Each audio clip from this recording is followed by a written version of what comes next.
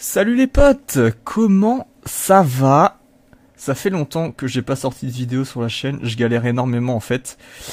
Mais il y a des trucs en cours, voilà, je le dis comme ça dès le début, je prépare des trucs, je fais du montage, mais cette vidéo là, pourquoi cette vidéo? Bon, en fait j'avais envie de parler un peu parce que avec la sortie de Pokémon Legends Zelda, je vois beaucoup de trucs passer, je vois beaucoup de gens parler du jeu, et comme je suis globalement d'accord avec personne, j'avais un peu envie de d'en parler quoi.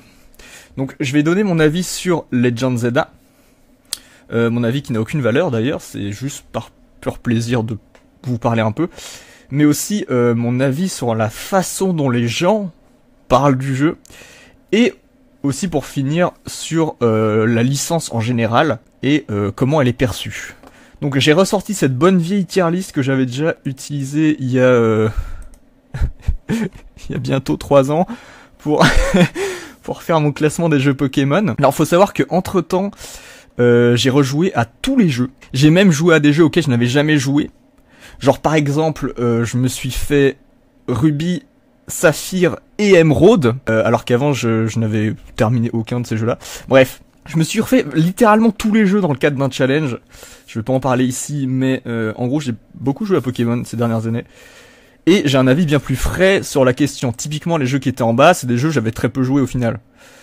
Platine je l'avais fait qu'une seule fois, maintenant je l'ai fait 2 fois du coup. Mais bref, j'ai un avis bien plus frais et c'est cool. Mais tout d'abord, parlons de Legends Zelda. Alors si je précise, il y aura très peu de montage, c'est vraiment une vidéo que je fais comme ça, parce que si je me dis que je vais faire du montage, je vais jamais sortir la vidéo, tout simplement parce que je suis extrêmement lent et j'arrive jamais à finir mes vidéos, c'est horrible. Et aussi, j'ai pas de texte, donc je vais juste parler à la zob, j'ai même pas pris de notes pour ce que je vais dire, donc c'est vraiment, voilà, je vais juste parler tel quel, petite discussion. N'hésitez pas d'ailleurs à commenter si vous avez des trucs à dire, machin, à rebondir, bref.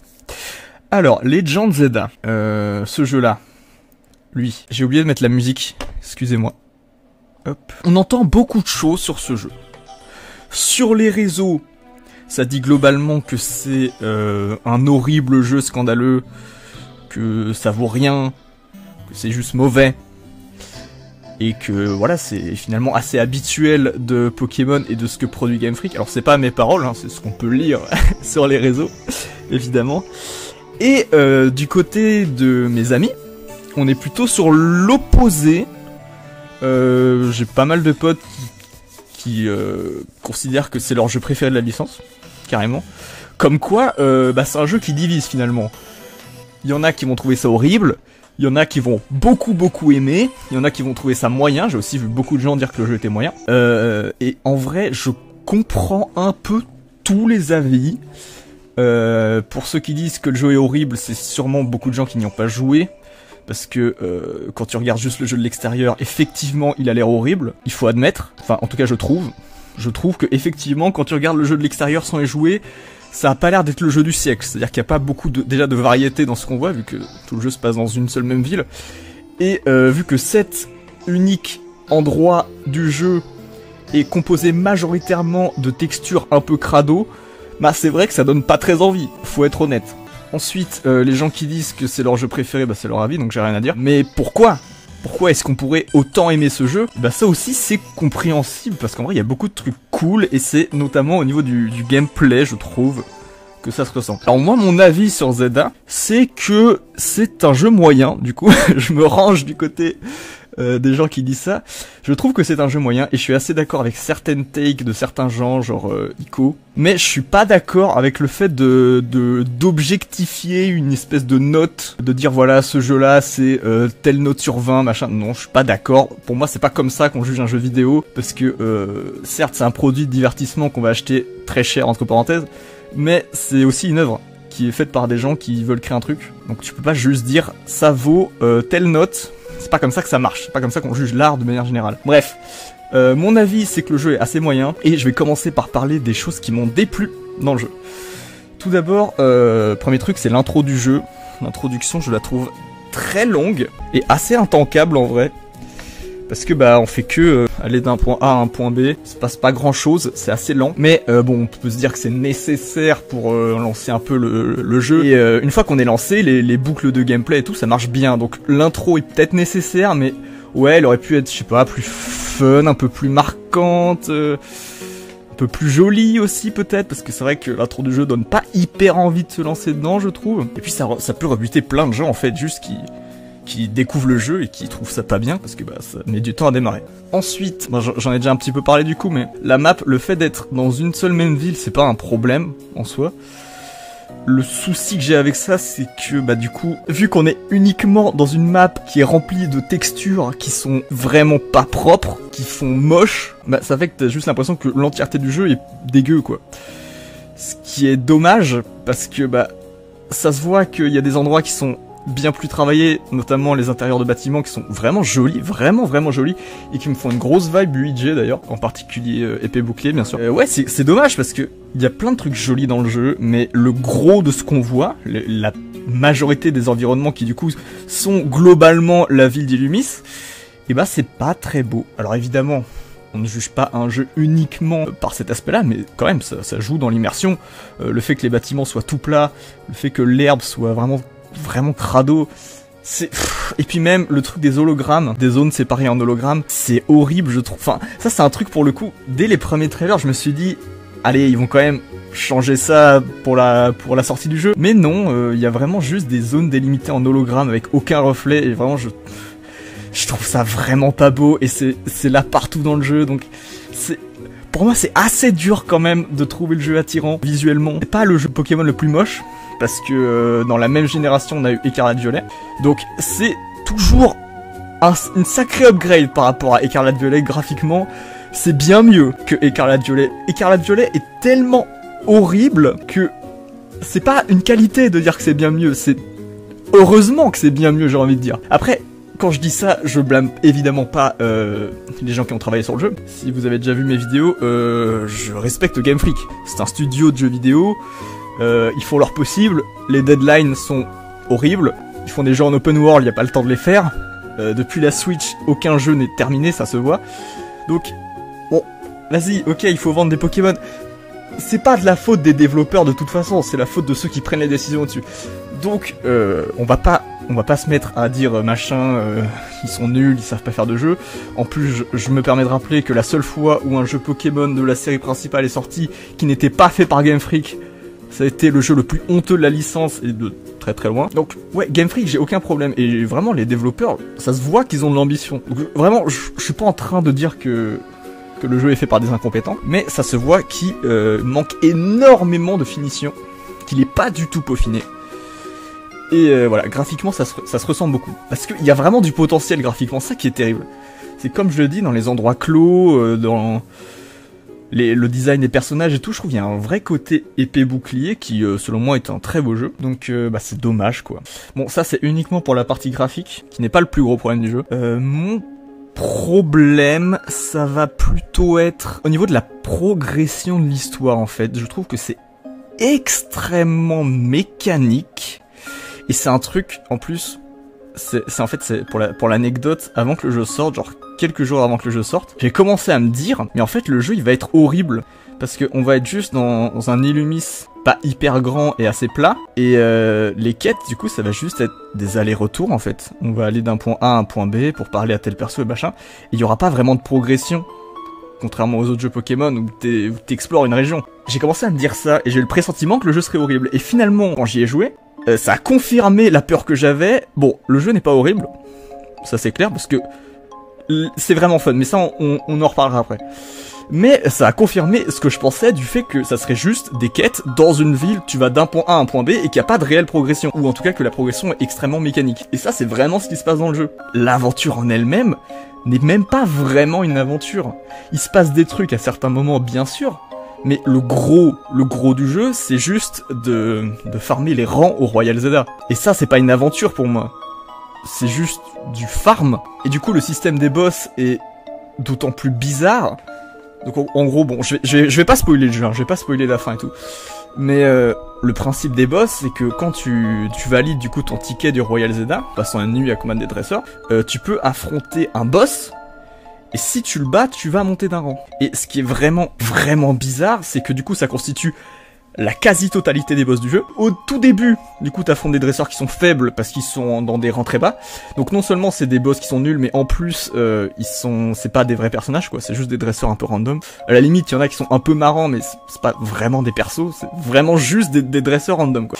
Et à partir d'un certain point, je vais pas expliquer pourquoi, à partir d'un certain point, ça devient des vrais personnages. Et au final, tous les vrais personnages comme ça qui sont des vrais boss dans le jeu, bah on les affronte toujours dans ce même cadre du Royal Zelda, et non pas dans une vraie quête d'aventure comme dans les autres jeux Pokémon. Donc ouais, il y a vraiment ce truc assez bizarre que on progresse dans rien d'autre que cette espèce de farm. Et ouais, c'est vrai qu'il y a certains engagements de combat qui sont un peu forcés, certaines décisions des personnages qui sont un peu bizarres, et t'as l'impression que tout est un peu mécanique en fait, que rien n'est fluide.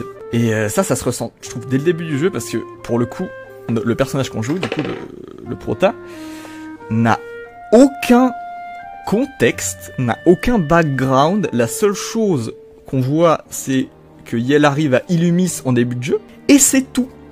On sait pas pourquoi on est là, on sait pas pourquoi on est venu, et visiblement on est venu avec aucun objectif en tête, étant donné qu'on accepte directement de vivre avec quelqu'un qu'on vient de rencontrer. J'ai trouvé ça vraiment bizarre, qu'il y ait aussi peu de contexte sur l'arrivée de notre personnage. Limite, on aurait juste pu être un habitant d'Illumis depuis le début, enfin je sais pas, c'est vraiment chelou.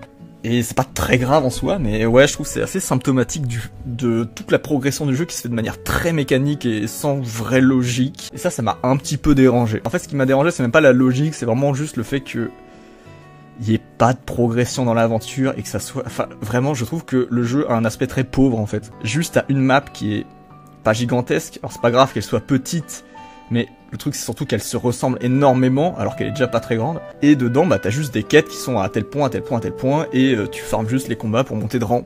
Et c'est ça tous les boss du jeu. Un peu bizarre.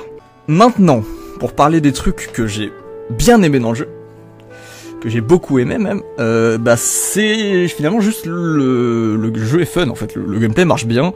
Il y a toujours cette boucle de la journée, tu vas aller soit farm ton Pokédex, soit explorer la ville, soit faire des quêtes, soit battre les quelques boss qui se font en journée. Et puis une fois que c'est la nuit, tu vas farm les combats dresseurs pour ensuite affronter le vrai boss et monter de rang. Et entre tout ça, il y a quelques petites intrigues, quelques passages de scénario, voilà. En fait c'est fun, parce que le jeu est vraiment agréable à jouer pour le coup. Le système de capture est très fluide, il reprend presque toutes les mécaniques de Legends Arceus, et même les combats de dresseurs pour la première fois ne cassent pas du tout le rythme du jeu. Parce que les combats de dresseurs qui sont pas des boss, c'est ceux qu'on affronte du coup la nuit au Royal Zelda, et bah y a pas de transition, pas de vraie transition en fait entre le moment où tu te déplaces avec ton Pokémon et le moment où tu engages le combat, et ça c'est hyper agréable. Ça change vraiment de tous les autres jeux Pokémon finalement, où à chaque fois qu'il y a un dresseur, bam, ça te coupe dans ta progression, t'as une transition, l'écran de combat, machin. Et ça c'est cool.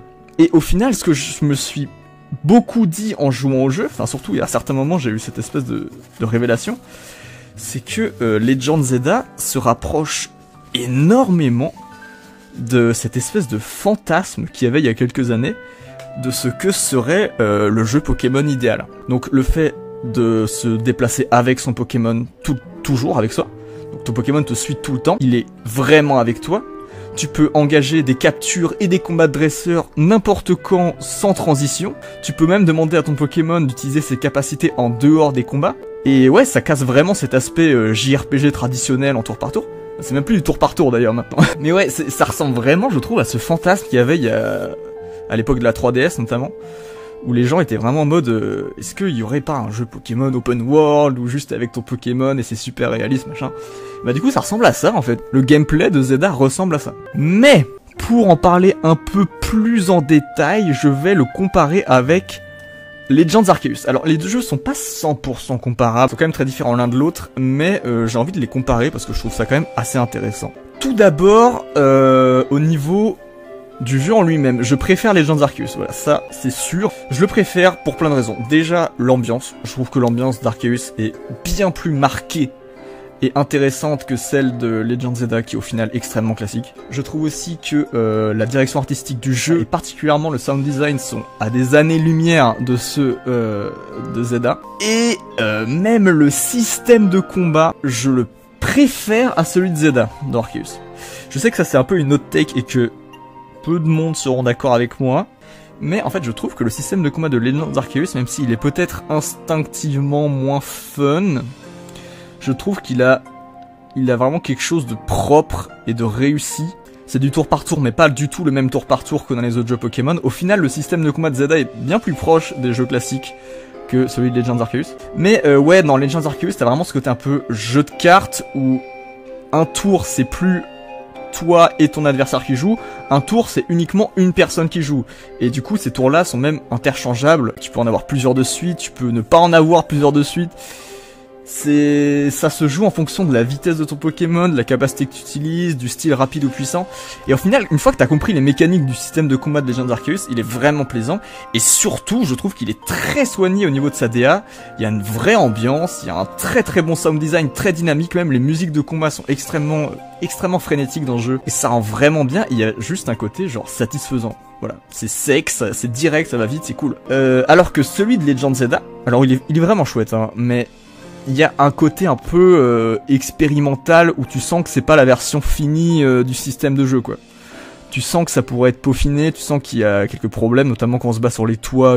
C'est assez intankable, je trouve, parce que les Pokémon peuvent juste tomber et puis c'est bizarre et les Pokémon ont un peu de mal avec les environnements qui sont pas tout plats, on va dire. Donc il y a quelques soucis qui font que c'est pas parfait, mais au global, quand même, le système de combat de Legend of Zelda est très chouette, et surtout c'est une très bonne solution pour rendre la licence plus accessible avec un système de combat moins tradi, moins tour par tour, moins lent, moins cassage de rythme. Et ça c'est bien. C'est très bien. Et même le système de combat, même si je le trouve moins bien fini que celui de Arceus, je trouve très fun. Et il y a même des avantages qu'il y a dans le jeu qu'il n'y a pas du tout dans Arceus, c'est notamment le fait qu'il y ait du online. Ce qui ajoute une nouvelle dimension au combat que n'a pas du tout Arceus, parce que ceux de Legend Zelda sont aussi faits pour le PVP. Et ça c'est bien. Ça c'est très bien. Ça donne une vraie raison de maxer ses Pokémon. Ça donne une vraie raison de s'investir, d'essayer de voir qu'est-ce qui est bien, qu'est-ce qui marche et tout. Et c'est cool. Et au final ça marche bien. Après bon, ça reste pas un système de combat ultra compétitif, c'est plus pour le fun on va dire, mais il y a quand même un système de ranking, il y a quand même des récompenses et tout, donc assez bien. Ça vraiment, le fait qu'il y ait de online, ça ajoute une sacrée dimension au post-game de Zelda que n'a pas du tout Arceus. En parlant de post-game, un truc que je préfère dans Zelda par rapport à Arceus, c'est le système de quêtes. Et là je parle autant des quêtes que tu peux trouver ici et là sur la map que les quêtes du Pokédex. Je trouve que c'est bien plus digeste dans Zelda. C'est déjà bien plus faisable, parce que vraiment les quêtes du Pokédex d'Arceus c'est n'importe quoi. C'est bien plus faisable dans Zelda, c'est bien plus agréable, tu le fais beaucoup plus vite et c'est beaucoup plus clair aussi. Donc ça c'est un gros pas en avant de Zelda par rapport à Arceus. Et même globalement en fait tout le jeu est un peu... En fait c'est aussi ça qui est fun dans le jeu, c'est que tout est fluide, tout va vite, tu te fais jamais vraiment chier après avoir passé le tuto. Et c'est ce qui rend la progression de Zelda je trouve vraiment chouette. Voilà, le jeu est assez addictif en fait. Plus que Legends Arceus. Mais vu que je trouve que Arceus est plus soigné et a une vraie DA, je suis obligé de préférer Arceus. Enfin, genre pour moi c'est un meilleur jeu quoi que Zelda, ça c'est sûr. Mais ça veut pas dire que je trouve que Zelda est nul. C'est juste un jeu Pokémon qui est fun, mais ça se voit vraiment que ça pourrait être mieux. Et pour moi c'est toujours très symptomatique des jeux Pokémon sortis sur Switch, et particulièrement de la 9ème génération. Pour la 9G ça reste un meilleur jeu que Écarlate et Violet, ça c'est clair, du coup ça en fait le meilleur jeu de la 9G, mais ça reste pas totalement au niveau des standards de qualité qu'on a pu avoir dans la série, et c'est dommage. Maintenant il y a d'autres trucs que j'ai beaucoup aimé dans le jeu, notamment, bon ça c'est un classique, les musiques. Le problème de dire que j'ai adoré les musiques, c'est que c'est le cas dans tous les jeux Pokémon en fait, donc c'est pas quelque chose que je vais particulièrement féliciter à Zelda. D'autant que dans les Carats Violets, il y avait des sacrés bangers aussi. Mais ouais, il y a des très bonnes musiques. Sans spoiler, il y a la fameuse musique d'Electro Swing qui est très appréciable. C'est un peu celle qui a buzzé, quoi. D'ailleurs, fun fact, ils ont mis Lost Girl dedans. Hein. Si vous me croyez pas, allez vérifier, ils ont mis Lost Girl dans cette musique. Ceux qui ont joué au jeu verront de quoi je parle. Les autres, je vous spoil pas. Bref, musicalement, c'est toujours très bien. C'est toujours Pokémon. Et au niveau des nouveaux designs aussi, ça c'est aussi un truc que je kiffe toujours, surtout dans les nouvelles générations. Au niveau des nouveaux designs, du coup, on n'a pas des nouveaux Pokémon, enfin des nouvelles, on avait des nouveaux Pokémon d'Arceus, mais on avait surtout des nouvelles formes régionales. Dans Zelda, on a ni forme régionale, ni nouveaux Pokémon, mais on a les nouvelles méga évolutions. Alors du coup, qu'est-ce qui est mieux? Avoir des nouvelles formes régionales et des nouvelles évolutions qui sont du coup des vrais Pokémon, ou avoir des méga évolutions? Bah en fait je pense que je préfère un jeu qui donne des méga évolutions. Tout simplement parce que c'est le facteur hype le plus efficace. Quand tu vois un Pokémon que t'as toujours kiffé en tant que dernier de l'équipe d'un boss, et que d'un coup t'as l'animation de la méga, tu te dis OMG, ce Poké qui existe depuis 200 ans, d'un coup il va avoir une nouvelle forme avec Sandbastat en plus, et c'est trop cool. Alors que quand tu vois une nouvelle forme ou une nouvelle évolution comme dans Arceus, bah tu peux trouver ça très cool, mais comment dire, elle apparaît sur l'écran et puis c'est tout. T'as pas ce côté oh là là, en quoi il va se transformer, parce que la méga tu vois qu'elle va arriver en fait, donc il y a vraiment un côté hyper fun. Et dans tout le jeu, à chaque fois qu'il se passait ça, que je voyais un Pokémon qui allait méga évoluer, j'étais trop content. Donc ça marche vraiment très bien, je trouve. C'est une très très bonne idée d'avoir ramené les méga évolutions, et globalement c'est une mécanique qui marche super bien dans le jeu, donc ça c'est cool. C'est très chouette, bien joué pour les méga Legend Zelda. Et ça donne aussi beaucoup de matière pour se questionner pour le futur de la stratégie, pour Pokémon Champions, etc. À quel point tel méga seront forts ou pas, quels seront leurs talents, etc. Ça c'est cool. C'est quelque chose qui avait moins... il y avait un peu dans Arceus quand même, mais c'était moins important on va dire. Voilà, je suis sûr que j'avais 1 milliard de choses en plus à dire sur Zelda, mais forcément au moment où j'enregistre j'oublie tout. Voilà, donc mon avis final sur le jeu, c'est qu'il est fun et addictif, il est cool à parcourir, le post-game est sympa, c'est très digeste en fait je trouve, mais il manque énormément de finition, et le jeu est un peu une sorte de fourre-tout, moins catastrophique que Écarlate Violet, mais quand même, ça reste l'un des jeux Pokémon les moins finis. Je trouve, assez largement. Voilà. Alors maintenant, on va passer vite fait sur tous les autres jeux Pokémon, histoire d'avoir un avis un peu plus complet sur la série. Rouge et bleu, enfin rouge, vert, bleu, du coup, c'est mon premier jeu Pokémon, la 1G globalement.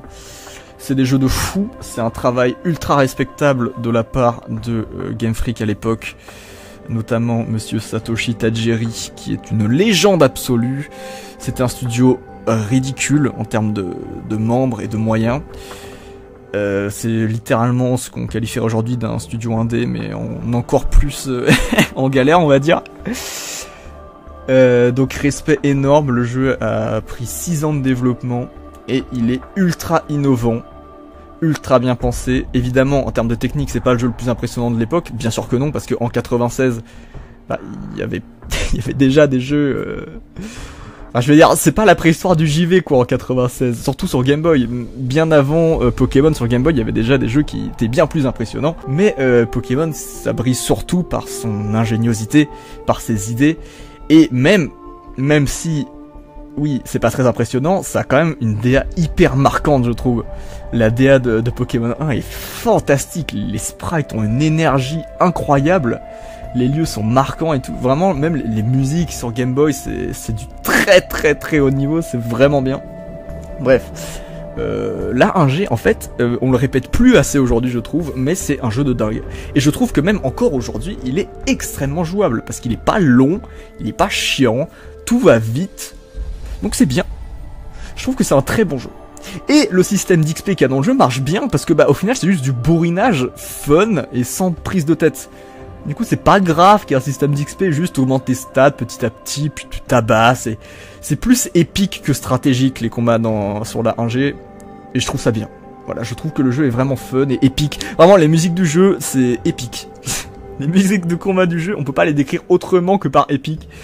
Et c'est trop cool, trop cool.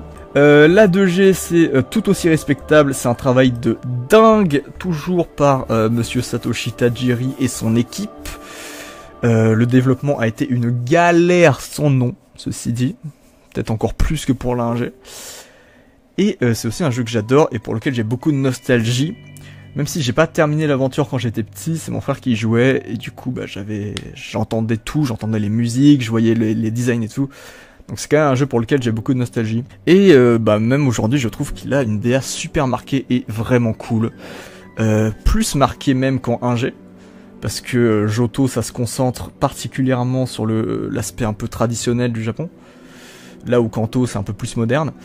Donc ouais, il y a vraiment une DA vraiment unique dans le jeu, c'est bien fait. La structure de l'aventure n'a rien à voir avec les autres jeux Pokémon.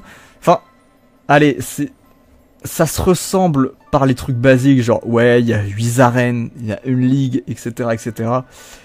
Mais il y a très peu de scénarios. Il y en a un petit peu, hein, peut-être plus qu'en 1G si on veut, mais c'est moins marquant parce que t'as pas de boss, en fait t'as pas vraiment de méchant dans le jeu.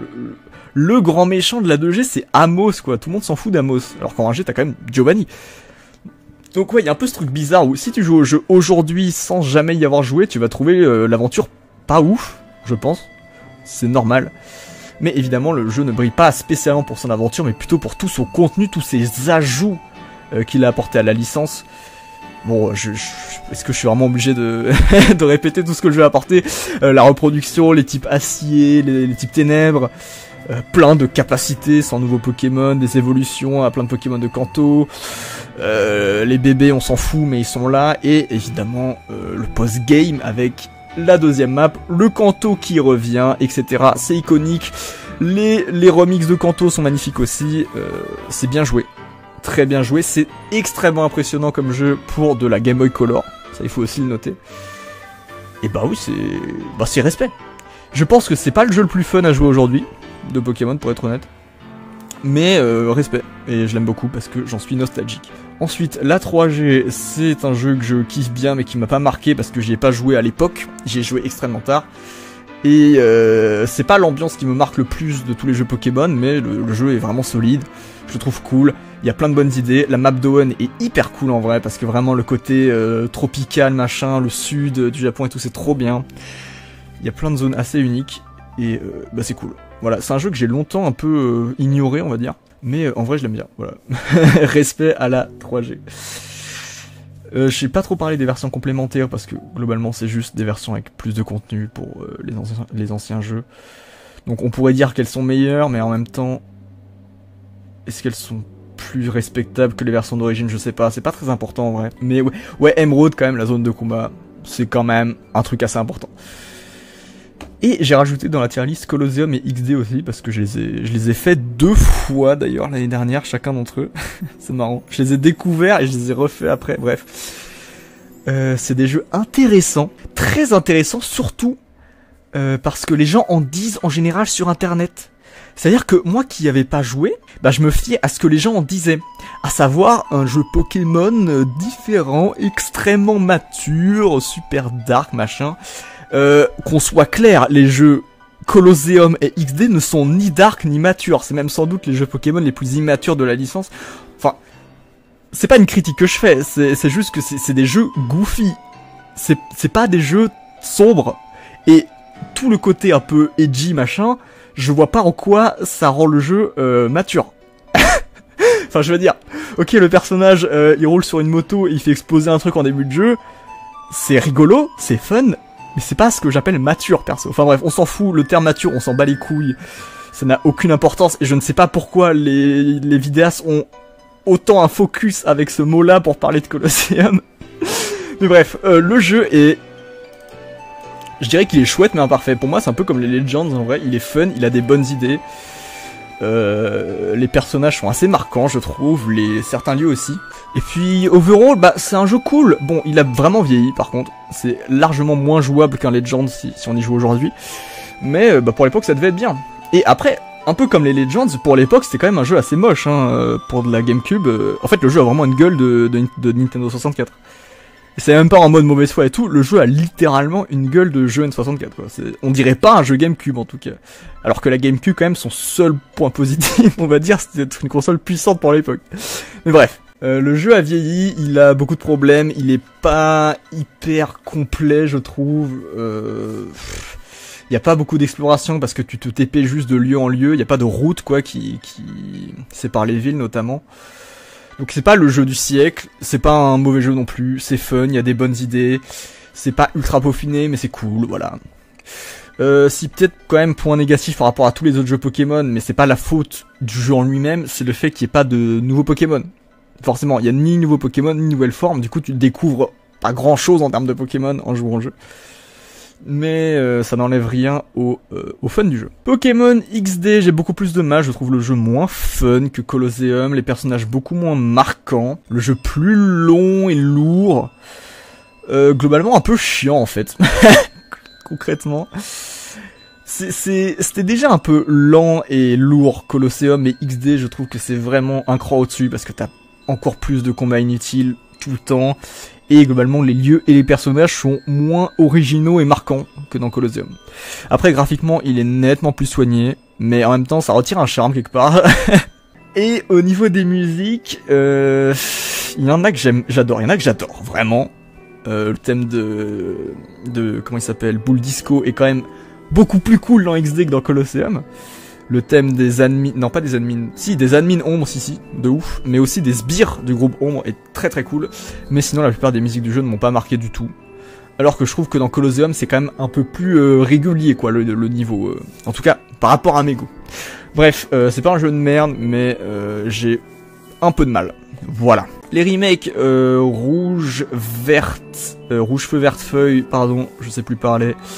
Bah pareil, ça m'a pas marqué parce que j'ai pas joué à l'époque, mais je pense que c'est des bons remakes. C'est pas des remakes indispensables, ni des remakes parfaits, si ce mot a du sens. Dans le sens qu'il y a quand même beaucoup de trucs qui sont bien plus cool en 1G que dans le remake. Mais ça reste un jeu qui fait vraiment le taf, qui est soigné, qui a des très bons remixes musicaux, qui implémente très bien la 3G aussi dans le jeu. Bon, c'est avec le post-game, mais c'est cool que ça soit le cas. Et voilà, c'est un bon remake. C'est un bon jeu, propre, solide et bien fini. Voilà.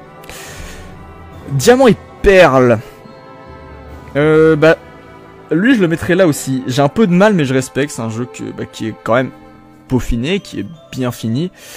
Le problème pour moi de Diamant et Perle, c'est qu'il a vraiment une direction artistique qui se veut un petit peu plus mélancolique et contemplative que les autres jeux de la série. Le problème c'est que c'est pas assez marqué dans le jeu, je trouve. C'est vraiment pas assez marqué dans le jeu. En fait, le fait que ça soit un peu triste et lent comme ça, je trouve que ça en fait plus un jeu un peu chiant à jouer qu'autre chose. Parce que l'ambiance en fait elle pourrait être incroyable, mais je trouve que c'est pas assez marqué. À la limite, il y a les musiques, on peut rien dire. Elles sont vraiment bien, et elles collent très bien à l'ambiance. Mais même, en fait, même au niveau de des musiques, je trouve qu'il y a quelques problèmes. J'ai un exemple assez précis de pourquoi j'ai un problème avec l'ambiance de jeu. Par exemple, la Ligue Pokémon. Quand on est devant la Ligue Pokémon dans Diamant et Perle, il y a le thème de la Ligue Pokémon qui est magnifique. C'est une mélodie assez simple au piano, qui d'ailleurs change en fonction de si c'est le jour et la nuit, comme la plupart des musiques du jeu. C'est vraiment une très belle musique. Et c'est vraiment un truc assez unique pour un thème de Ligue Pokémon. Jusque là, tous les thèmes de Ligue Pokémon étaient plus épiques, impérial, voilà, puissant, machin. Ce thème-là, dans Diamant et Perle, est vraiment chill, et vraiment contemplatif en fait. Le problème, il y en a plein. Déjà, quand t'arrives devant cette ligue et que cette musique se joue, il faut surfer sur un lac. Alors ça pourrait ne pas être un problème si ça coupait pas directement la musique pour la changer par le thème du surf. Donc tu découvres la nouvelle musique en sortant de la route victoire, tu dois déjà la couper pour faire une action de con qui est de juste surfer à l'autre bout du lac. Ensuite t'es devant la ligue, la musique se relance du coup, c'est cool, et une fois que t'entres dedans, elle se coupe instantanément. Au final, le seul moyen de profiter de cette très belle musique, c'est de s'arrêter devant la ligue, qui est quand même un très très petit endroit, et de juste attendre devant. Alors évidemment je me doute qu'il y en a qui le font et qui ont kiffé, mais ça aurait quand même pas été vachement mieux si déjà la musique continuait au moment où on surfe, mais même à l'intérieur de la ligue. Genre pourquoi est-ce que c'est impossible de faire ça? Je sais pas.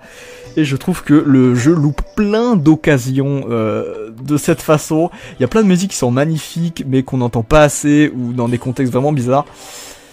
C'est dommage. C'est dommage. J'ai moins de mal avec Platine qui marque un peu plus son ambiance, notamment au niveau des environnements, qui je trouve ont des couleurs plus jolies. Et ça se voit que, comment dire, ça se voit beaucoup plus que on est dans une région froide, qui du coup est la version fictive d'Hokkaido au nord du Japon. Ça se voit beaucoup plus dans Platine que dans Diamant Perle, je trouve. Après, le jeu en lui-même reste assez similaire, on va pas se mentir, mais le fait qu'il soit quand même plus marqué sur sa propre ambiance et son propre intérêt de jeu au final, je trouve ça bien. Voilà, donc je respecte quand même plus Platine que Diamant Perle. Earth Gold Soul Silver, pour moi, c'est un excellent remake. Alors je sais que c'est très commun de dire que c'est le meilleur remake. Et je suis d'accord en fait, je trouve aussi que c'est le meilleur remake de Pokémon. C'est celui qui remplace le plus son jeu d'origine. Parce que il y a rien ou pratiquement rien qui est retiré par rapport au jeu de base. Par contre il y a énormément d'ajouts. Et même sur l'ambiance qui est l'aspect le plus subjectif, on est obligé d'accepter qu'il y a eu un taf incroyable et que le fait que le jeu soit sur une console plus moderne que sur le Game Boy Color, ça permet bien plus de profiter du côté Japon traditionnel de la région de Johto que en deuxième génération. Donc ça c'est vraiment bien et du coup le jeu a un vrai intérêt en tant que remake. Puis même au niveau du post-game, là où Kanto en 2G c'était extrêmement petit et limité parce qu'il n'y avait pas tant de place que ça dans une cartouche Game Boy Color quoi. Sur DS avec AGSS, c'est bien plus riche, bien plus rempli, il y a bien plus de lieux qui sont accessibles. Il y a même bien plus de remix de Kanto, d'ailleurs, que dans le jeu d'origine. Et ça, c'est trop cool. Donc, AGSS, excellent remake. Alors, malgré tout, même si c'est un très très bon remake, je pense qu'il y a beaucoup de gens qui vont ne pas s'amuser en jouant au jeu aujourd'hui. Tout simplement parce que ça reprend, du coup, l'histoire et le scénario de Or Argent, qui est pas le plus fun et le plus marquant. Et le fait d'y jouer en 4ème génération, ça n'arrange pas tout, parce que la 4G, c'est quand même la génération qui est connue pour être la plus lente. Du coup, il y a un peu un côté, c'est un peu dur de se mettre dedans, quoi. Mais, si on regarde les jeux pour ses qualités et son ambiance, c'est un très très bon remake. Très très beau jeu, très bien fini, vraiment cool. Noir et Blanche, ça restera toujours l'un de mes jeux Pokémon préférés, parce que j'en suis extrêmement nostalgique, et je trouve tout simplement le jeu trop stylé. La région du Nice trop stylée, les personnages trop stylés, les nouveaux Pokémon trop stylés, le fait de ne jouer uniquement avec les nouveaux Pokémon durant toute l'aventure, trop stylé, les sprites animés en combat, trop stylé, les musiques trop stylées, le scénario trop stylé. C'est trop bien. Diamant Perle, c'est un jeu qui... Diamant Perle, non, Noir et Blanche, pardon. C'est un jeu qui joue énormément sur le déroulé de son histoire et sur ses personnages, plus que n'importe quel autre jeu Pokémon à cette époque. Donc c'est très très linéaire, c'est très dirigiste, c'est très très blabla, mais c'est très très bien, parce que c'est ce qu'il faut en fait pour raconter une histoire. Et c'est trop cool, le jeu marche super bien, il est très unique à sa manière, la fin du jeu est incroyable, vraiment incroyable. Sûrement la meilleure fin de jeu Pokémon, en tout cas ma préférée, parce que tout est marquant, le fait que à la ligue, au final t'es juste un énorme château maléfique qui spawn autour, qui est trop stylé lui aussi, avec une ambiance de dingue, qui est ce combat légendaire teasé depuis le tout début du jeu, contre notre anti-héros finalement, N, qui a lui-même son propre dragon légendaire et tout, etc., et que au final il y a le vrai méchant Ghetsis, et que quand tu le battes et que N te dit au revoir, bam, ça coupe direct sur le générique sans passer par le Panthéon. C'est toute la fin du jeu est vraiment trop stylée, et waouh, vraiment ce jeu là, ça fait partie de mes jeux préférés. Noir Blanche 2 également. Alors je sais que j'ai souvent dit que je préférais Noir Blanche 2 à Noir Blanche 1, d'ailleurs oui, je l'avais classé devant dans mon ancienne tier list. J'ai un peu changé d'avis sur la question. J'adore Noir Blanche 2, ça change pas. Je trouve que c'est l'un des jeux Pokémon les plus complets, riches et bien finis de toute la série. Le jeu est vraiment ultra généreux en termes de contenu. Et en post-game, il y a notamment le PWT qui est irremplaçable en termes de... Waouh, de tout, c'est trop bien, c'est trop fun, je veux un retour du PWT. Mais en termes d'histoire, c'est quand même moins marquant, nettement moins marquant que Noir et Blanche, et c'est aussi parce que le jeu a une structure très différente. La progression de l'aventure de Noir Blanche 2 est beaucoup plus proche des jeux Pokémon classiques en mode 3G, 4G que ne l'était Noir et Blanche. On est beaucoup moins pris par la main, le jeu est moins dirigiste, il est un peu plus libre, mais du coup il y a moins de scénario. Alors il y a du scénario, hein, bien sûr, c'est quand même la suite directe de Noir et Blanche 1. Il y a du scénario, mais c'est moins important dans l'histoire. Noir et Blanche, faut quand même se rendre compte que, genre, littéralement l'intégralité du jeu portait autour de ces personnages et de ce qui se passait dans l'histoire. C'est beaucoup moins le cas dans Noir et Blanche 2. La structure du jeu n'est juste pas la même, mais ça reste un très très bon jeu, ça évidemment y a pas de souci. XY, c'est un jeu avec lequel j'ai toujours eu un peu de mal en fait, parce que je me souviens que même à la sortie, je me disais, c'est pas si bien que ça, comparé à Noir et Blanche. Alors que j'avais que 10 ans à l'époque d'ailleurs. Mais les années sont passées, j'y ai rejoué plusieurs fois, et je pense que c'est un jeu Pokémon solide, qui est cool, qui a sa propre ambiance. Les débuts sur 3DS, ça se voit que c'est un petit peu compliqué pour Game Freak. C'est pas très beau comme jeu, en vrai. Enfin, je trouve. Après, la DA peut plaire, évidemment. Mais même si c'est pas très beau, comment dire, c'est plus une question de goût que en mode le jeu est crado. Le jeu est pas crado non plus, tu vois. C'est pas comme les jeux qui sont sortis sur Switch, qui ont des vrais problèmes. Donc, ça va. Au niveau de l'histoire, de l'ambiance et tout, c'est pas ce qui me marque le plus, mais en vrai, avec les années, c'est quand même beaucoup de trucs que j'aime bien dans le jeu. Il y a des très très bonnes musiques, il y a des bonnes idées, il y a des personnages qui sont fun, il y a des personnages qui sont moins fun aussi. Et il y a eu aussi des très très bonnes nouveautés pour la licence, notamment le type fée et les méga évolutions qu'on apprécie tous. Et ça c'est bien. Donc ouais, XY c'est juste un jeu que je kiffe, mais qui ne m'a pas tant marqué que ça. Il m'a quand même marqué parce que c'est quand même mon enfance, mais pas en mode c'est un de mes jeux préférés quoi. Donc je vais le mettre ici là. Ensuite, Horace, c'est un bon remake de la 3G. C'est un bon remake de la 3G, mais comme pour Rouge Feu Verte Feuille, je trouve qu'on perd pas mal le truc de la 3G dans son remake. Donc c'est cool, ça rajoute des trucs, le post-game évidemment est très complet et un online notamment. Donc il y a tout un tas de raisons de jouer à ce remake par rapport au jeu original. Mais le jeu original a une ambiance bien plus unique et bien plus marquée que son remake. C'est un peu toujours ça l'histoire. Donc ça va, c'est cool comme jeu, c'est quand même bien fait, c'est bien fini, y a pas de problème. Mais je préfère l'original. Soleil et Lune, c'est mon jeu Pokémon préféré. J'adore son histoire, ses personnages, c'est un jeu très linéaire, très dirigiste, exactement comme Noir et Blanche. Mais tout simplement, je suis amoureux de l'ambiance d'Alola, j'adore vraiment ces persos. J'adore le scénario, je le trouve très très très touchant. La relation entre Elsamina, ses enfants, l'horrible zéroïde qui manipule Elsamina depuis le début, qui la rend complètement folle, avec la disparition de son mari, etc. Et surtout, Doudou, le Pokémon légendaire qui accompagne Lily depuis le début, et qui s'avère être un vrai doudou au final, hein, un adorable Solgaleo magnifique et trop mignon et super touchant. Le jeu est trop cool. Il y a plein de scènes dedans qui m'ont marqué vraiment, vraiment. Ça correspond aussi à une période de ma vie où j'étais, je pense, très enclin à apprécier ce genre de scénario. Soleil et Lune, ça représente beaucoup de choses pour moi. Ça représente des très bons moments avec mes amis de l'époque. Ça représente des très très très bons moments avec mon frère. Ça représente plein de choses. Ça représente l'amour aussi pour moi, ce jeu. Je ne l'oublierai jamais et c'est un de mes jeux préférés de tous les temps qui est très largement dans mon top 10 jeux vidéo. Donc merci beaucoup Soleil Lune. Voilà. Et c'est aussi un jeu très bien fini, faut le dire. C'est un jeu très bien fini et très complet. Il a un post-game vraiment vraiment impressionnant. Il y a plein de choses à faire, hein, contrairement à ce que vous diront des gens pas renseignés. Soleil et Lune, c'est vraiment un jeu fini. Hein. C'est vraiment un jeu fini et j'insiste là-dessus. Vraiment, vraiment. Hein. En termes de post-game, ça se bat avec la 5G. Et je suis très sérieux. En parlant de post-game, Ultra Soleil, Ultra Lune, la version complémentaire du jeu, je vais avoir un truc à dire dessus. En termes de post-game, c'est encore plus que Soleil et Lune. C'est un peu le propre des versions complémentaires de faire ça d'ailleurs.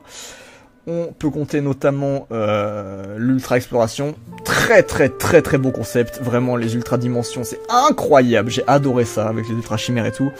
L'épisode Rainbow Rocket, c'est du fanservice pur et dur, mais c'est fun. Vraiment, c'est con, mais c'est fun. Voilà, j'aime bien. Y a d'autres trucs, hein. Y a le surf des mantas, notamment. Il y a un nouveau mode de combat. Il y a quelques trucs en plus. Le jeu a un peu plus de zones aussi. Il y a beaucoup de petits détails graphiques de Pokémon qui se baladent ici et là dans les environnements. C'est encore plus joli que Soleil et Lune. Mais il y a un truc qui est impardonnable avec ce jeu, c'est qu'il a complètement détruit le scénario de Soleil et Lune. Et ça c'est horrible en fait, parce que vraiment pour moi c'est la grande qualité de Soleil et Lune. Dans Ultra, ce qui se passe c'est que Elsamina n'a aucun sens, parce qu'elle n'est pas contrôlée par un zéroïde, mais c'est quand même une tarée. Elle veut apporter Necrozma sur Alola, on sait pas trop pourquoi. Elle le fait... Alors qu'elle est pas manipulée par Zéroïde, hein. Elle est juste folle. Elle apporte Necrozma à Alola, c'est la merde, et puis il faut aller battre Necrozma, et c'est la fin du jeu. Il n'y a pas du tout toute la relation entre Lily et sa mère comme dans Soleil et Lune. Le jeu enlève même des scènes entre Lily et le prota qu'il y avait dans Soleil et Lune et qui était extrêmement importante, et ça aussi c'est impardonnable. Et globalement toute la fin du jeu est juste moins marquante. Alors oui, Ultra Necrozma c'est stylé, oui sa musique est incroyable, mais elle est où la relation avec le légendaire qu'on avait dans Soleil et Lune? Elle est nulle part, voilà, elle est nulle part. Donc c'est un jeu que j'ai beaucoup aimé parce que j'adore Alola et il avait beaucoup de post-game, mais en termes d'histoire c'est scandaleusement horrible. Et c'est pour ça que j'ai pas mal changé d'avis sur ce jeu en fait avec le temps. Autant à l'époque je le mettais juste derrière Soleil et Lune, autant maintenant je vais carrément le mettre bien en dessous en fait, parce que le jeu m'énerve un petit peu. Ça m'énerve un peu qu'ils ont autant souillé mon scénario préféré de la licence. Ensuite, Pokémon Let's Go, c'est dur à dire, c'est dur à classer comme jeu Let's Go parce que, ok, ça va. En fait, c'est pas un mauvais jeu Let's Go. C'est un remake qui n'apporte pas grand chose à son matériel d'origine. C'est un jeu Pokémon quand même très peu complet, il n'y a pas grand chose à y faire, mais il est soigné dans ce qu'il propose. Ça on peut pas lui reprocher, le jeu est propre, il est pas mauvais, l'aventure se poursuit tranquillement, ça fait plaisir de revoir Kanto en 3D comme ça de cette manière. Voilà, c'est sympa. C'est sympathique. Je pense que le jeu a moins d'intérêt, largement moins d'intérêt que un Legends. Vraiment beaucoup moins d'intérêt qu'un Legends. Mais il est bien plus propre. Du coup, je pense qu'il mérite quand même d'aller dans le même tiers. Ça va. Voilà, c'est pas un jeu très important. Il pourrait ne pas exister, ça changerait pas grand chose. Mais il a eu un rôle important. Mais ça, on va en reparler juste après. On va juste finir avec Pokémon Épée Bouclier. Qui, je saurais pas trop le classer par rapport à la 5G, je sais pas si je préfère ou pas, parce que il y a tout un truc de nostalgie en fait avec avec Noir et Blanche que je peux pas ignorer, mais en vrai c'est un de mes jeux Pokémon préférés, je pense qu'il est dans mon top 20 de mes jeux préférés de tous les temps aussi. J'ai vraiment adoré en fait Épée Bouclier, et il représente également le début de ce que je considère comme étant la meilleure période de ma vie, qui a commencé fin 2019 jusqu'à, je sais pas, 2020, 2021, non oui, jusqu'à 2021, bref, on s'en fout, bref, on en a rien à foutre, bref, j'aime beaucoup le jeu. L'aventure est vraiment fraîche, les personnages sont fun, les décors sont hyper cool, Galar c'est une région trop bien, j'adore l'ambiance Grande-Bretagne, je trouve que ça marche très bien en fait, les légendes des Pokémon légendaires et tout, vraiment l'ambiance est trop bien. Le côté clavecin et tout, vraiment c'est génial, je trouve ça génial. Et en termes de post-game et de online, alors même s'il y a très peu de post-game dans le jeu de base, j'ai quand même passé énormément de temps parce que le online était pour la première fois vraiment, comment dire ça, c'était la première fois qu'il y avait un matchmaking avec des matchs en 6v6. Je sais que c'est fou de se dire ça, qu'il a fallu attendre 2019 pour ça, mais c'est la première fois, bon avec Let's Go, mais Let's Go on s'en fout parce que c'est pas un jeu strat. C'est la première fois qu'il y avait un matchmaking pour faire du 6v6 solo. Et ça, c'est quand même dingue. Et du coup, j'ai passé énormément d'heures sur ce jeu à faire des pokés et à combattre en ligne. Parce que juste, on pouvait le faire et c'était trop bien. J'ai adoré les combats dans ce jeu-là. Je trouve que le Dynamax est la mécanique largement la plus fun de la licence. J'adore également tous les nouveaux designs de Pokémon, c'est sans doute mon Pokédex préféré de toute la série. J'adore aussi le design des Gigamax que je trouve hyper créatif et fun, et globalement je le préfère au design des Mega Evolutions, sans aucun doute. J'ai trouvé le jeu vraiment frais en fait, vraiment bien. Alors maintenant il a été pas mal critiqué de façon assez légitime, pour plusieurs raisons. Déjà les terres sauvages qui sont une des grandes nouveautés du jeu, c'est pas si bien que ça, c'est surtout assez laid on va dire en termes de texture et tout, mais c'est bien les seuls, faut quand même bien se rendre compte que les gens ont fait tout un foin à partir de screenshots frauduleux pris dans des angles de merde avec une colorimétrie horrible, tout ça pour faire genre c'est le jeu le plus moche du monde, alors que en dehors des terres sauvages le jeu était magnifique. Ça c'est quand même assez incroyable ce qui s'est passé avec ça. Mais oui, on peut quand même pas enlever le fait que les terres sauvages sont assez laides. Et pour moi il y a un autre problème du jeu, c'est surtout le fait qu'il y ait très peu de post-game. Alors ça a été un peu corrigé avec les DLC, bien sûr, il y a eu des DLC sur le jeu. Et bon alors on pourra dire ce qu'on veut sur les DLC, c'est sûrement trop cher, c'est voilà, c'est le capitalisme, etc. Et c'est vrai, je suis d'accord avec vous. Mais c'est quand même marrant qu'on lui reproche autant à lui, épée bouclier, d'avoir des DLC, alors que jusque là tout le monde acceptait le fait qu'on repaye des versions complémentaires au prix du jeu total pour les anciennes générations, et ce depuis la 1G. Donc est-ce que c'est vraiment si grave que ça de payer la moitié du prix en moins pour avoir juste des DLC plutôt qu'un jeu en plus? Je sais pas, c'est un débat sans fin. Moi j'ai préféré payer seulement 30 balles pour avoir des DLC que plutôt que repayer tout un jeu en entier, j'avoue. Ça reste cher évidemment, c'est pas vraiment le sujet de la vidéo, mais voilà. DLC que j'ai bien aimé d'ailleurs, surtout le premier Isole Armure.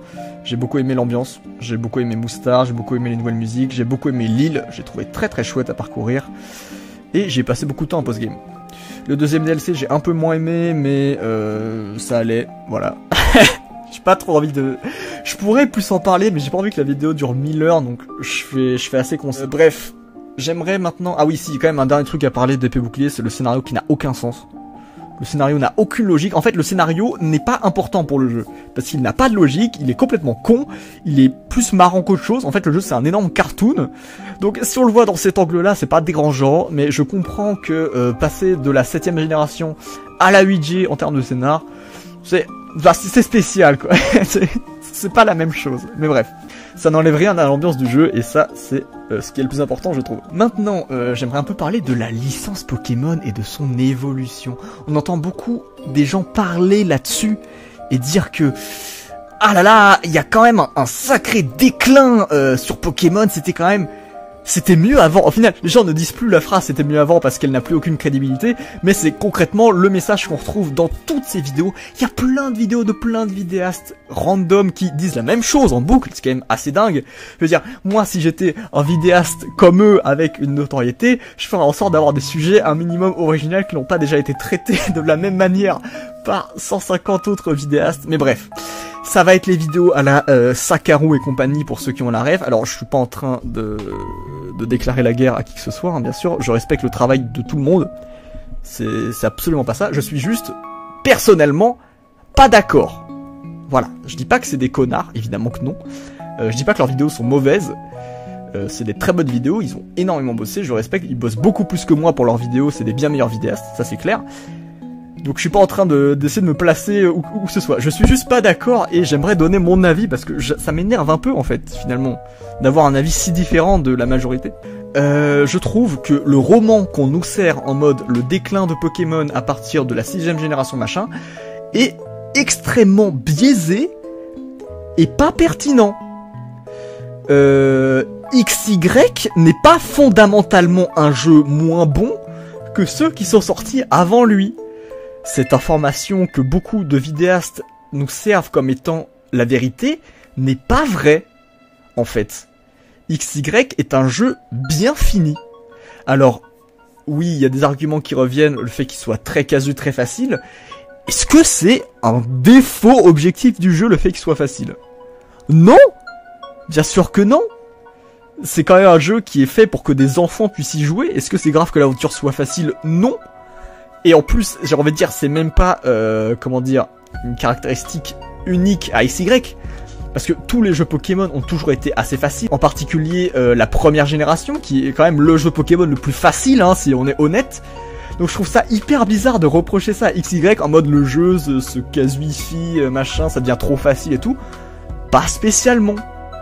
À la limite, le fait d'avoir accès aux Méga Évolutions et notamment à Méga Lucario aussitôt dans l'aventure, c'est un peu dommage, et c'est vrai que ça manque d'équilibrage, mais est-ce que c'est une raison pour dire que le jeu est trop facile et du coup est mauvais? Non. Non. Ça marche pas comme ça. Tu peux pas objectifier des choses aussi random sur un jeu et déclarer ça comme étant le gros problème de la licence machin. Évidemment, on peut reprocher des choses à XY, on peut ne pas aimer le jeu pour telle ou telle raison, mais je ne suis pas d'accord pour dire que le jeu est objectivement moins bon que ceux qui sont sortis avant. Ça, c'est juste pas vrai. Parce que si tu veux creuser et chercher la petite bête dans chaque jeu, tu peux très bien. Et typiquement, je trouve que l'aventure d'XY est beaucoup plus prenante que celle de Or et Argent.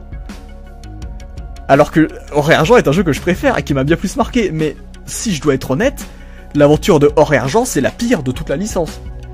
Donc je trouve ça hyper malhonnête de venir sucer tous les anciens jeux Pokémon en disant qu'ils sont parfaits machin, pour ensuite prendre les jeux sortis à partir d'XY et de pointer les micro détails que tu trouves ici et là pour dire que c'est de la merde.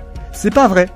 Et j'ai même vu des trucs absurdes, des gens qui disaient que le déclin de Pokémon, et je vous jure que je l'ai vu, je vais pas citer parce que voilà, j'ai pas envie de dire tel youtubeur et machin, mais j'ai vu une personne dire que Pokémon avait commencé à décliner à partir du moment où Satoshi Tajiri avait arrêté de bosser sur la licence.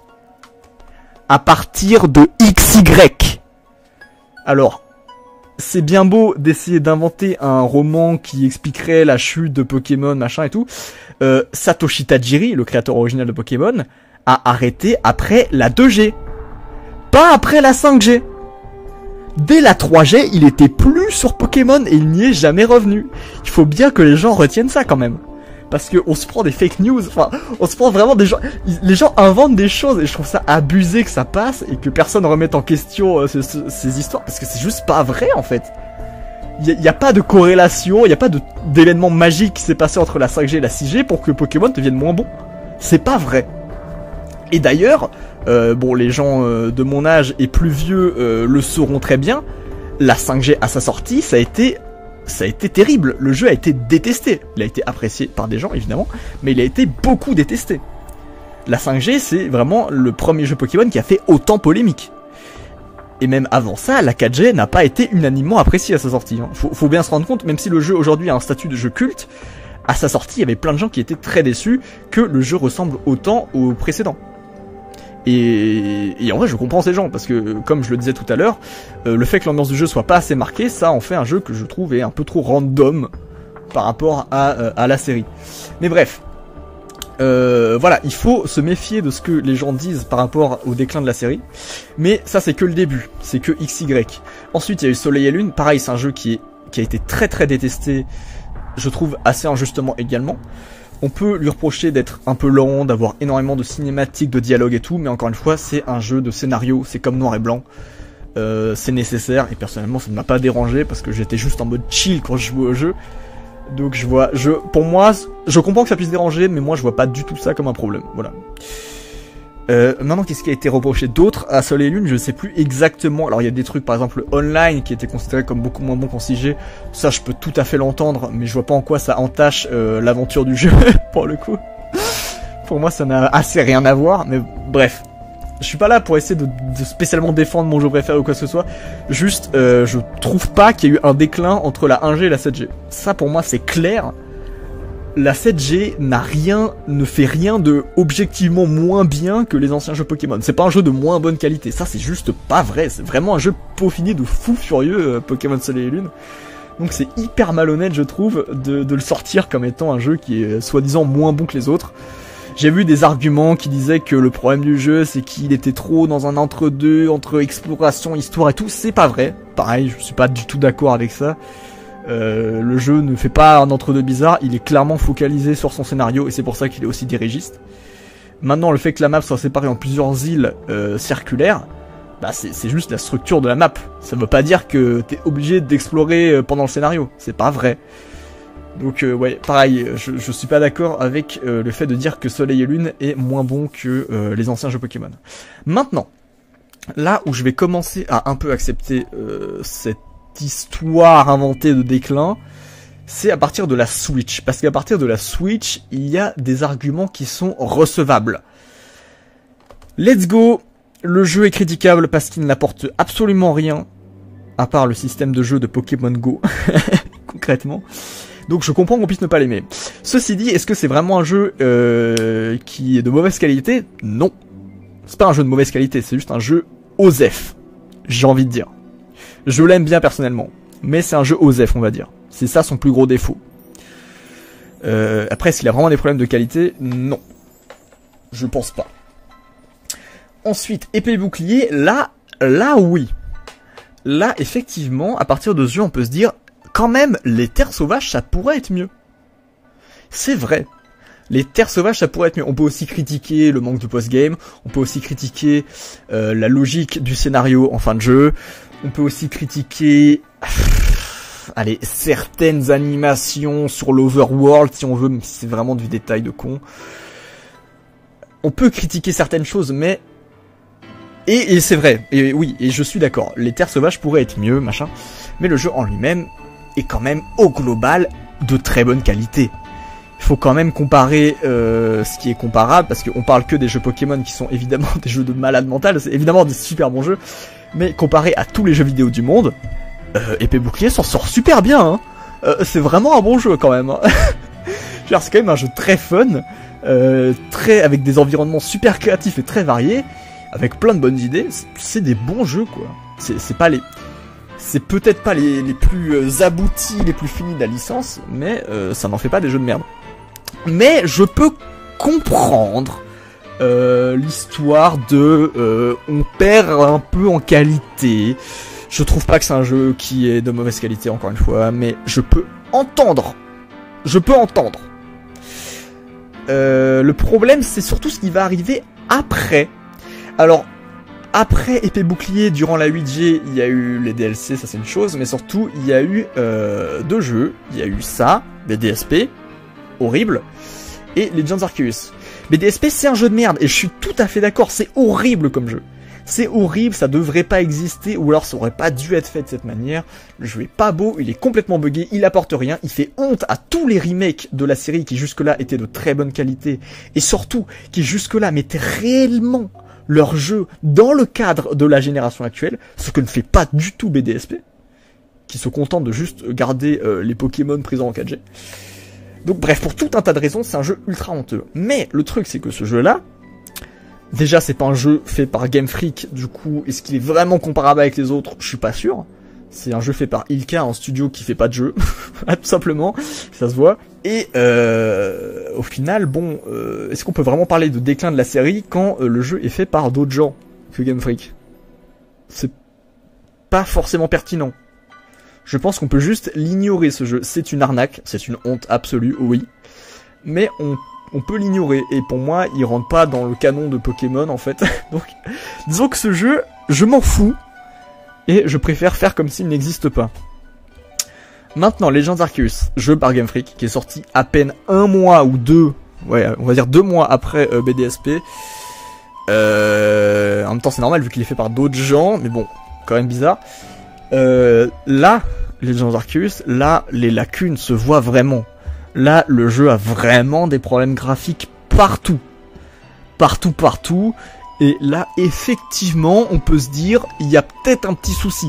Le jeu est pas mauvais, ça reste un bon jeu, bien sûr. Mais quand même, il est pas propre par rapport aux autres jeux sur Switch, c'est bizarre. Et ensuite, il y a eu la 9G, et là, ça a été la catastrophe absolue, avec Écarlate Violet, qui n'a aucun sens en termes de qualité. Le jeu est horrible, visuellement, il a des perfs de merde. Le jeu, c'est un open world qui est sorti beaucoup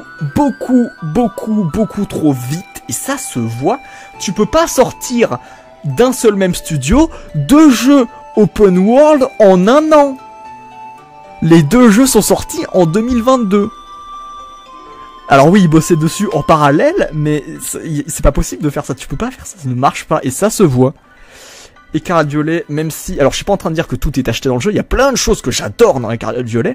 J'aime beaucoup les nouveaux designs de Pokémon, de personnages, j'adore les musiques. J'aime bien le scénar en fin de jeu est cool. Uniquement en fin de jeu, mais en fin de jeu quand même. J'aime bien, ouais, il y a des personnages, des thématiques qui sont chouettes, ça parle de harcèlement et tout, c'est quand même bien vu. Dans les DLC, il y a des personnages ultra mémorables, il y a Cassis qui est très très cool, il y a toujours un scénario et tout, il y a des bonnes choses. Je suis pas en train de dire que tout est à jeter dans le jeu. Et je suis pas en train de dire que vous allez pas vous amuser si vous jouez au jeu. Je dis juste que il est sorti dans un état qui est déplorable.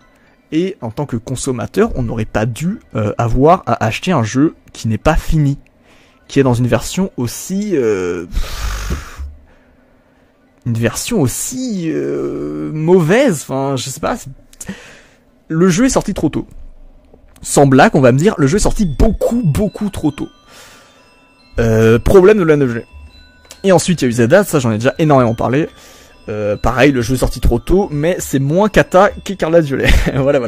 Donc effectivement, avec la Switch, je peux entendre le discours du machin, il y a eu un déclin, etc. Après, là où je suis pas d'accord, c'est que un déclin, c'est censé être quelque chose qui s'empire en fait avec le temps. Bah là, en l'occurrence, c'est pas vraiment le cas, parce que on peut se dire avec EB, Legends Arceus et Écarlate Violet, ça s'est empiré. Mais Zelda, typiquement, c'est mieux qu'Écarlate Violet. Donc déjà, le déclin, il est déjà un peu raté, je trouve. Ensuite, la question qu'il faut se poser, c'est surtout pourquoi, en fait. Pourquoi il y a eu tant de problèmes sur les jeux Pokémon sur Switch. Et aussi, il faut aussi se rendre compte aussi que c'est que sur Switch, parce que, encore une fois, les derniers jeux Pokémon sortis sur 3DS, qui sont ceux de la 7G, sont hyper bien finis et peaufinés. On peut ne pas les aimer parce qu'on n'aime pas le style du jeu, ok, c'est une chose, mais les jeux en eux-mêmes n'ont pas grand-chose à se reprocher. C'est vraiment à partir de la Switch, pas à partir de XY comme certains le disent, c'est vraiment à partir de la Switch qu'il y a un problème concret et objectif. Ça oui. Ok. Maintenant, pourquoi est-ce que la Switch a autant galéré? Eh ben, je pense, ma théorie assez logique en fait, c'est que la Switch a été surtout un terrain d'expérimentation pour transformer peu à peu la licence Pokémon en jeu open world. Et c'est assez évident que c'est ce qui s'est fait. Le premier jeu Pokémon sorti sur Switch, qui est Let's Go, a introduit le fait de voir tous les Pokémon se balader dans la nature et ne plus avoir de rencontres aléatoires, ce qui est quand même une avancée extrêmement majeure pour la licence et qu'on apprécie beaucoup dans tous les jeux sortis sur Switch. Sauf lui. Bref. Donc ça, c'est ce qu'a apporté Let's Go. Ensuite, Épée Bouclier a apporté le concept de zone sauvage grande et libre, dans laquelle on va aller chasser les Pokémon en mode explorateur, qui du coup sont les terres sauvages dans le jeu. Et alors le concept était assez réduit dans le jeu de base, mais même au sein du même jeu, il a été conservé et augmenté avec les DLC. Les DLC qui sont deux grandes maps totalement en mode open world, comme les terres sauvages. Après, le jeu en lui-même n'a pas vraiment de mécanique d'open world, c'est la différence. Si ce n'est que, comme dans Let's Go, on voit les Pokémon se balader, et c'est une grande avancée. Ensuite, ça a été Legends Arceus, et là, d'un coup, bah, évidemment, là, le jeu commence vraiment à avoir des mécaniques d'open world. Le personnage qu'on joue doit vraiment éviter les attaques des Pokémon sauvages, qui sont agressifs.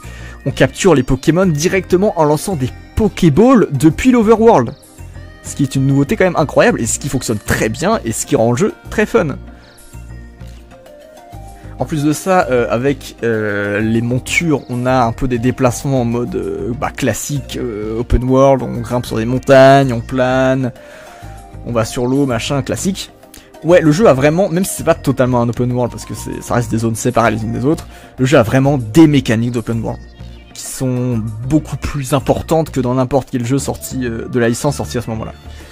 Et ensuite, Écarlate Violet, bah là c'est littéralement un pur open world. La map du jeu est juste totalement ouverte, sans temps de chargement. Le problème c'est que ce jeu marche très mal en tant qu'open world parce qu'il a une progression qui se veut toujours trop classique dans Pokémon avec un système de 8 arènes de plus en plus dur, sauf que le jeu est con et te permet de faire n'importe quelle arène à n'importe quel moment sans scaler les levels, ce qui n'a aucun sens en termes de game design, vraiment ça n'a aucun sens. Alors d'habitude je suis le premier à dire qu'on peut pas objectiver le game design, autant il y a des trucs quand même logiques. C'est hyper con de pouvoir affronter champion niveau 50 avec ton starter niveau 5. Ça n'a aucun sens. Et le pire, c'est même pas ça. Le pire, c'est quand t'affrontes d'abord les champions durs, sans t'en rendre compte, et qu'après, tu dois aller refaire les champions du début du jeu que t'as oublié, qui sont niveau 12, et bah oui, bah y a plus le boss, quoi. C'est con, quoi. Juste, tu peux skipper des parties du jeu. Bref.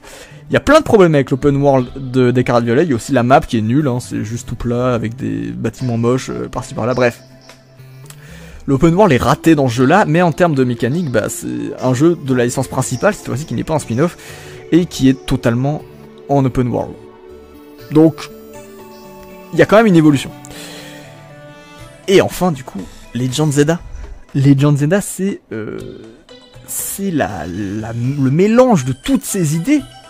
C'est la première fois qu'on a un jeu Pokémon aussi libre. Donc, la map est pas très grande, certes, mais est totalement open world, on peut aller partout sans temps de chargement, on se balade toujours avec son Pokémon derrière soi, comme on pouvait le faire, allez, bon, il y a eu Pokémon Jaune, il y a eu AGSS, mais il y a surtout eu Let's Go, qui a un peu smoothifié la feature, qui a été ensuite reprise dans les DLC d'Épée Bouclier, puis dans Écarlate Violet, bref. On peut se balader partout avec ses Pokémon, l'équipe, on la voit toujours sur son interface, et on peut switcher hyper facilement de Pokémon, toujours en se déplaçant. On peut attaquer les Pokémon sauvages et les Pokémon des dresseurs sans déclencher de combat. Bah, du coup ça déclenche un combat, mais vous voyez ce que je veux dire, il n'y a pas de transition. On peut capturer les Pokémon comme dans Arceus en lançant des Pokéballs directement. Et même les combats en eux-mêmes, le fait qu'ils soient plus en tour par tour, mais en temps réel, ça joue aussi énormément sur ce côté, bah, juste on joue au jeu, on a des Pokémon et puis ça ressemble à quelque chose, quoi. Donc c'est très cool. Et toute la Switch n'a été qu'un build-up vers ce système de jeu. Alors évidemment, c'est pas une finalité en soi, je pense que ça peut être toujours énormément amélioré. Et surtout, je pense que la série principale de Pokémon hors Legends n'a pas vocation à être spécialement en open world. D'ailleurs, le seul jeu de la série principale qui est en open world est un énorme raté. Je pense que Game Freak gagnerait à continuer de faire des jeux très linéaires et dirigistes, n'en déplaise aux gens qui pensent que c'est de la merde, alors que non, c'est pas de la merde, un jeu dirigiste, c'est juste un style qui marche très bien, d'ailleurs avec Pokémon visiblement. Mais bref. Voilà, donc méfiez-vous des gens qui disent Pokémon, le déclin, machin. Il y a eu des problèmes sur Switch, je suis le premier à le dire, c'est vrai, c'est honteux de nous faire payer cher des jeux qui sont pas finis. C'est vrai, mais ça veut pas dire que la licence est en déclin d'une part, et surtout c'est pas la faute des développeurs, ça vraiment c'est un truc, il faut le garder en tête parce que c'est... Oui, je défendrai les développeurs de Pokémon jusqu'à la fin, Traitez-moi de suceur si vous voulez, je m'en fous, je respecte Game Freak, c'est un studio qui a une histoire de dingue, c'est un studio qui a fait des jeux de dingue, et c'est un studio qui est sous une contrainte de dingue également pour ses sorties. Donc... pitié, ne vous en prenez pas aux développeurs. Vraiment, en plus, dans l'industrie du jeu vidéo, les développeurs de Game Freak et même de Nintendo en général, c'est quand même ceux qui sont le moins à blâmer, parce que vous pouvez détester leurs jeux et trouver qu'ils sont beaucoup trop chers, c'est une chose, mais en termes de conditions de travail, c'est quand même les plus respectables. Et ça, c'est hyper important. C'est aussi les seuls qui se refusent à utiliser de l'IA. Quand même, vous voyez, il y a plein de problèmes, ok, avec Nintendo, et c'est une société ultra capitaliste de merde, etc. Oui, je suis d'accord avec vous, mais quand même, laissez les développeurs tranquilles, parce que c'est les seuls qui travaillent dans de bonnes conditions, et qui sont créatifs, et qui utilisent pas des technologies de merde comme l'intelligence artificielle. Donc, allez, laissons au moins les développeurs tranquilles, prenons-nous-en aux éditeurs, etc. Pas aux développeurs, voilà, c'est tout ce que je demande. Et c'est là-dessus que j'ai envie de conclure ma petite vidéo sur Pokémon. Ça dure 1h18, ça va j'imagine. Je vais sûrement un minimum cut, je sais pas, bref. Portez-vous bien, c'était une petite vidéo. Je vais sortir d'autres vidéos vraiment montées, j'espère. Un jour, ça va continuer, ne vous inquiétez pas. Et en attendant, je vous dis à bientôt les potes.